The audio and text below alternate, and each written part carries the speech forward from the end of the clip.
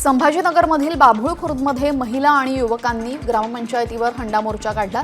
पाणीपुरवठा सुरळीत करणं आणि नाल्यांची स्वच्छता करण्याची मागणी त्यांनी केलेली आहे। निधी नसेल तर आम्ही वर्गणी देऊ या आशयाचं पोस्टरही झळकावण्यात आलं। दरम्यान मागणी पूर्ण न झाल्यास तीव्र आंदोलनाचा इशारा आंदोलकांनी दिलेला आहे।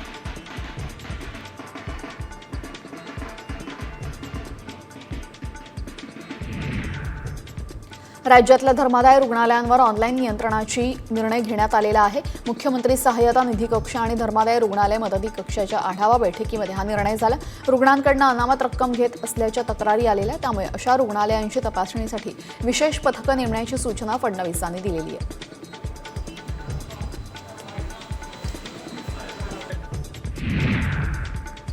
धाराशिवला पाणीपुरवठा करणारी एक योजना 6 वर्षांपासून बंद आहे, तर दुसऱ्या योजनेचा पंप नादुरुस्त आहे। परिणामी दररोज 8 MLD पाण्याचा तूट निर्माण होत असून शहराला 4 दिवसाआड पाणीपुरवठा होतोय। सध्या उजनी आणि तेरणा प्रकल्पातून शहराला पाणीपुरवठा केला जातोय।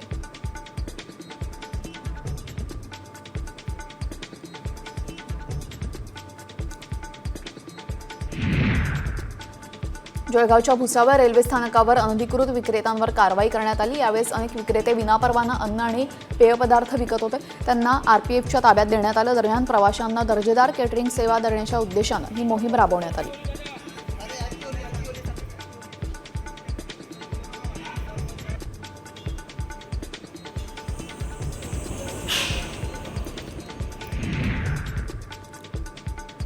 जालन्यातील सीना नदीपात्रामध्ये असलेल्या अतिक्रमणांची जिल्हाधिकाऱ्यांकडून पाहणी करण्यात आली। तसंच नदीपात्रातील सर्व अतिक्रमणं काढून घेण्यास नदी स्वच्छ करण्याचे निर्देश प्रशासनाला दिलेले आहेत।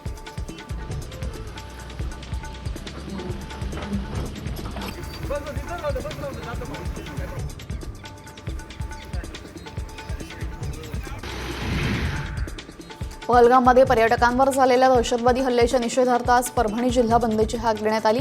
व्यापारी आणि नागरिकांनी कडकडीत बंद ठेवला। परभणी जिल्ह्यामध्ये सर्व तालुक्यांमध्ये बंद पाळण्यात आला आहे।